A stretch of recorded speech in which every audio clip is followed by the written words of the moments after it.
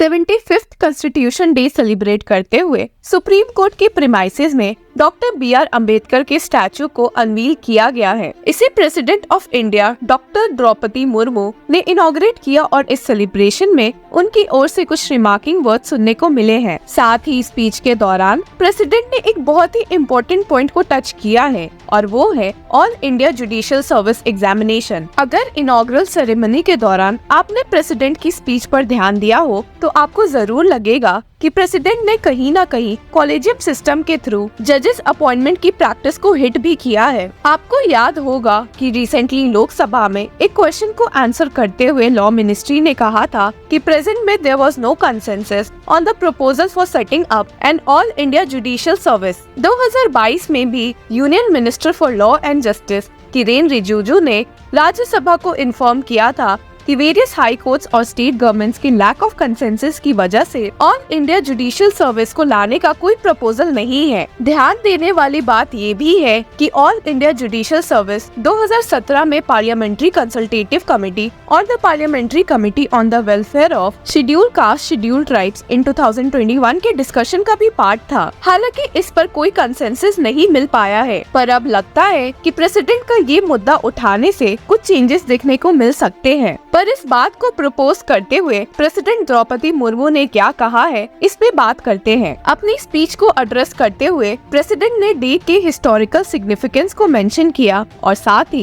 Indian constitution में एनशाइंड values को emphasise किया। 1949 में 3 साल के बाद कॉन्स्टिट्यूशन की अडॉप्शन को कमेमोरेट करते हुए उन्होंने लॉ डे से लेकर कॉन्स्टिट्यूशन डे के ट्रांजिशन को हाईलाइट किया and symbolized a deeper commitment to the principles that guide the nation. Justice, liberty, equality and fraternity की core values को underscore करते हुए प्रेसिडेंट ने प्रीएम्बल को दर्शाया। उन्होंने सुप्रीम कोर्ट के recent initiatives to provide judgments in various regional languages को प्रेज किया, emphasizing that this step enhances accessibility and strengthens equality. Court proceedings की लाइव वेबकास्ट को भी प्रेसिडेंट ने एक मेजर बताया जिससे सिटीजन्स को जुडिशियल सिस्टम का ट्रू शेयर होल्डर ट्रांसफॉर्म किया जा सकता है। प्रेसिडेंट मुर्मू ने सुप्रीम कोर्ट को कॉन्स्टिट्यूशन का इंटरप्रेटर बनने के पाइवटल रोल के लिए कांग्रेचुलेट किया और साथ ही all India judicial service examination के एस्टैब्लिशमेंट को भी प्रपोज किया है। प्रेसिडेंट ने यंग टैलेंट और लॉयल यंगस्टर्स को सपोर्ट करने की डिजायर एक्सप्रेस की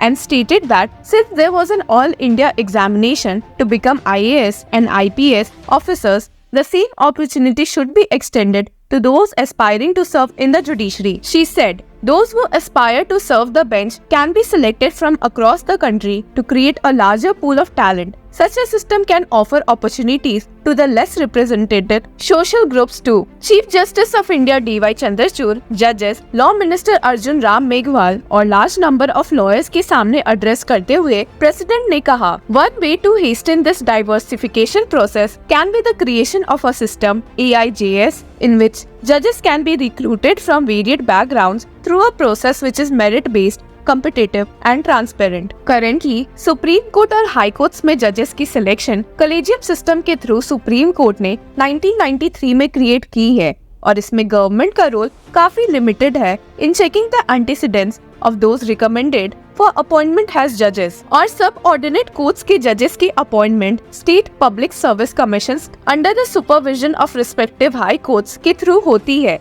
जिसमें स्टेट गवर्नमेंट का भी रोल कम ही होता है। Article 312 of the constitution empowers Parliament to enact a law to provide for the creation of one or more all India services, including an all Indian judicial service common to the Union and the states. While all India services such as IAS, IFS and IPS have been created, no step has been taken for creating an AIJS. President ने इस पूरे system को citizen centric बनाने की बात की ताकि access to justice improve हो सके। She said, our systems have been products of colonialism and clearing away its vestiges has been a work in progress. I am sure that we can speed up the remaining part of decolonization in all domains with more conscious efforts. I believe involving the young generation in those efforts by making them more knowledgeable of the constitution, its making and its working will bear excellent fruits in that direction. आपको बता दूं कि all India judicial services एक reform push है ताकि सभी states के additional district जजेस एंड डिस्ट्रिक्ट जजेस के लेवल की रिक्रूटमेंट सेंट्रलाइज की जा सके। सबसे पहले इसे 1958 लॉ कमीशन की 14th रिपोर्ट में प्रपोज किया गया था। इसे फायदेमंद और क्रिटिसाइज दोनों ही कहा गया है, पर प्रेसिडेंट का ऑल इंडिया जुडिशियल सर्विस का सपोर्ट करना और CJI से ये कहना that I leave it to your wisdom to devise any effective mechanism that you deem fit to achieve the strengthening of justice delivery system, ये indicate करता है कि करंटली फॉलो किए जा रहे कॉलेजियम सिस्टम और उनके द्वारा अपॉइंटमेंट सिलेक्शन से